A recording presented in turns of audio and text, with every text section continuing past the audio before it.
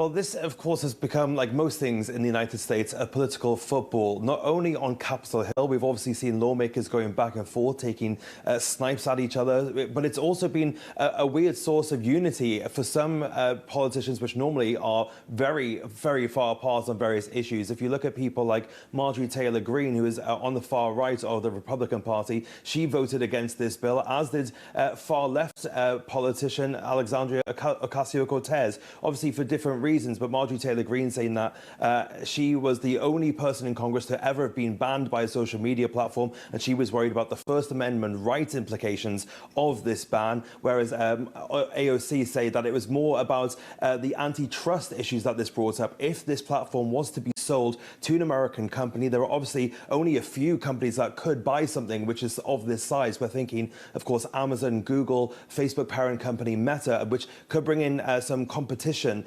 law problems there as well. But when you look on the campaign trail as well, this has also become an issue. Donald Trump, who has flip-flopped on his stance on TikTok, when he was in the White House, he was against TikTok, and now that Joe Biden is seemingly against TikTok, he has been a bit more ambiguous, and then came out a few days ago saying that he was against this ban on TikTok and said instead Facebook was the enemy of the people. And Joe Biden has said that he is for this ban and he would sign anything into law if it was put on his desk. Now, you have to take into account here, though, the average user of TikTok. There are 170 million of them in the US. Obviously, the vast majority of those are younger voters, and this could be a very negative thing for that young voting bloc as we head into November. This could be very unpopular with them, and Joe Biden's approval rating with those younger voters is already very, very low, especially in the wake of the Middle East crisis that we're seeing. So it could be a bit of a difficult thing to navigate here